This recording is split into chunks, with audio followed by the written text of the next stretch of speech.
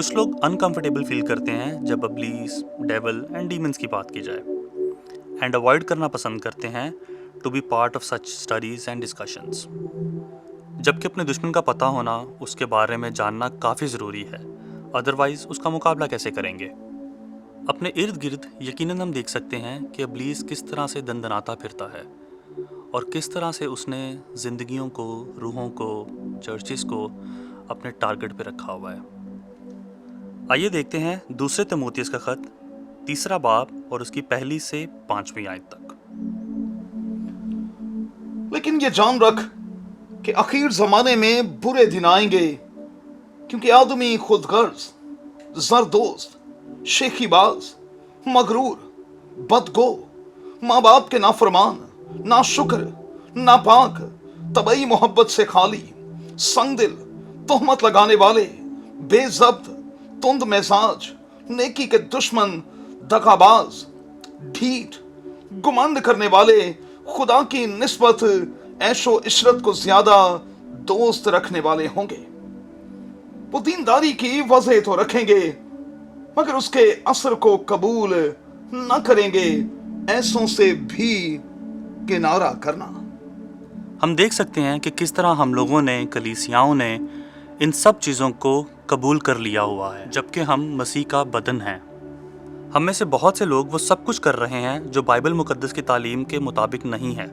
बहुत से लोग तो बाइबल की आयत को तोड़ मरोड़ के सिर्फ और सिर्फ अपने मुफाद या अपने गिल्ट को छुपाने के लिए पेश करना शुरू कर देते हैं। ये सब आखिरत की निशानियां हैं। हम सबको बहुत चौकन्ना रहना है और कलाम पाक का हर रोज़ मुताला करते रहना है, ताकि हम ऐसे लोगों के हाथों बेवकूफ़ ना बने और कहीं उनके जाल में फंस ना जाएं। आइए देखते हैं मरकस की अंजील, उसका 1 बाब और उसकी 21वीं से 22वीं आयत तक। फिर वो कुफ्रे नहूम में दाखिल हुए और वो फिलफौरन सब्बत के दिन इबादत खाना में जाकर तालीम देने लगा, और लोग उसकी तालीम से हैरान हुए, क्योंकि वो उनको फकीयों की तरह नहीं बल्कि साहिबे इख्तियार की तरह तालीम देता था। और फिलफौर उनके इबादत खाना में एक शख्स मिला जिसमें नापाक रूह थी। वो यूं कहकर चिल्लाया कि आए यस्सु नासरी, हमें तुझसे क्या काम?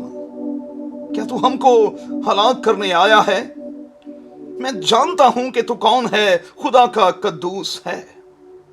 यीशु ने उसे झिड़क कर कहा, चुप रह और इसमें से निकल जा। बस वो नापाक रूह उसे मरोड़ कर और बड़ी आवाज से चिल्लाकर उसमें से निकल गई।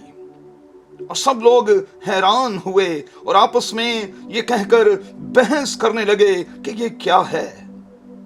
ये तो नई तालीम है। वो नापाक रूहों को भी इख्तियार के साथ हुक्म देता है और वो उसका हुक्म मानती हैं।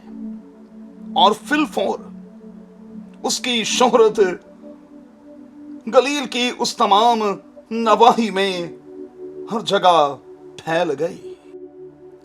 इस हवाले में हम देख सकते हैं कि इब्लीस की रसाई चर्चिस के अंदर तक है। बाइबल के एक और हवाले में हम देखते हैं कि जब यीशु मसीह कश्ती से उतरकर इबादत खाना की तरफ जा रहे थे, तो एक नापाक रूह कब्र से निकलकर उनके पीछे इबादत खाना तक गई। पिछले हवाले में अगर नोट करें तो इब्लीस को पता था कि वो किसके सामने खड़ा है, इसीलिए उसने खुदावंद यीशु मसीह का नाम लेके उसके साथ मुखातिब हुआ। आइए कुछ देर इस पर गौर करते हैं।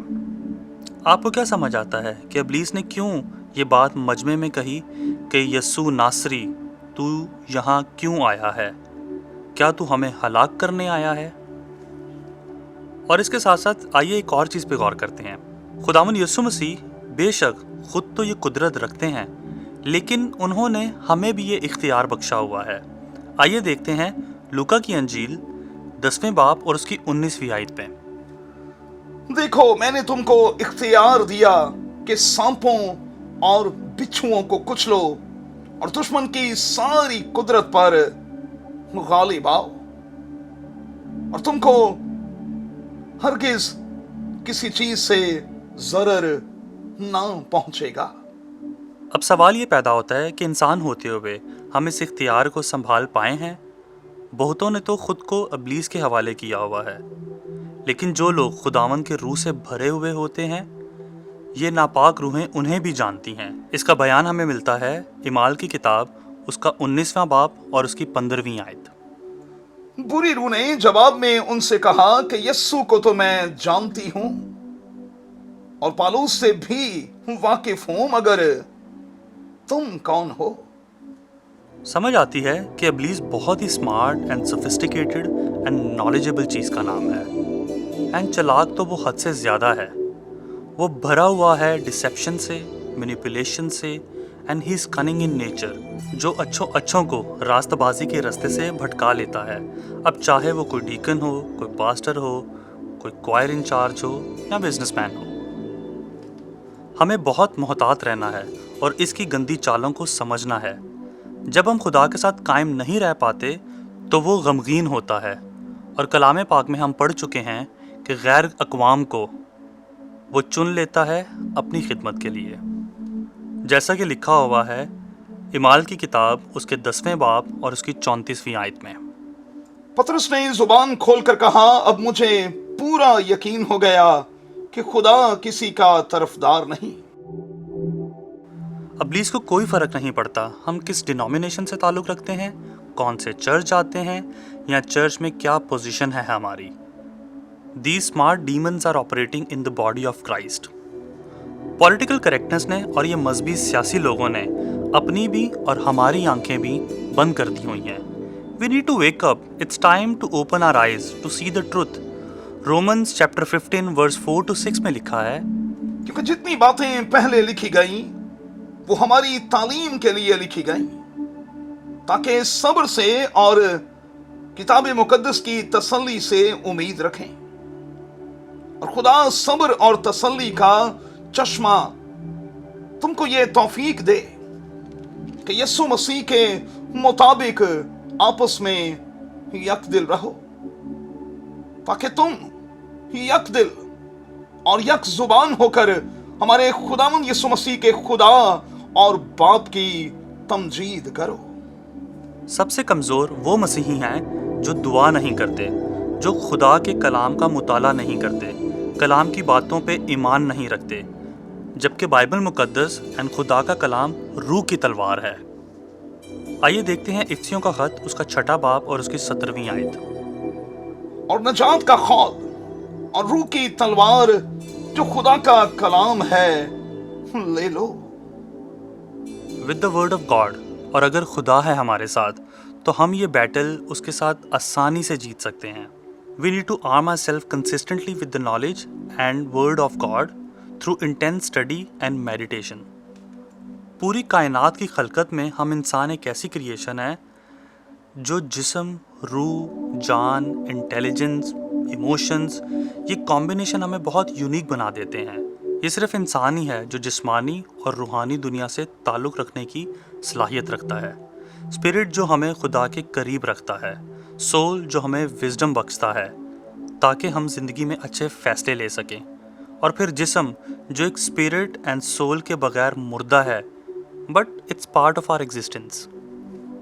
Demon spirits has the ability to operate on the earth realm without taking possession of a body because the earth has given to the children of men۔ زبور 115 اور اس کی 16ویں آیت میں لکھا ہے، آسمان تو خداوند کا آسمان ہے، لیکن زمین اس نے بنی آدم کو دی ہے۔ اب چونکہ روحوں کو اس دنیا میں کام کرنے کے لیے ایک جسم کی ضرورت ہے، سو وہ اسی تلاش میں لگے رہتے ہیں۔ اسی لیے یہ کہنا کافی ہوگا کہ ہمارے جسموں میں صرف اور صرف خدا کا پاک روح بسنا چاہیے، otherwise something else can take advantage of it. مقدس لوکا کی انجیل اس کا 11واں باب اور اس کی 24ویں آیت میں لکھا ہے، جب ناپاک روح آدمی میں سے نکلتی ہے تو سوکھے مقاموں میں آرام ڈھونڈتی پھرتی ہے، اور جب نہیں پاتی تو کہتی ہے کہ میں اسی گھر میں لوٹ جاؤں گی جس سے نکلی ہوں، اور آ کر اسے جھڑا ہوا اور آراستہ پاتی ہے۔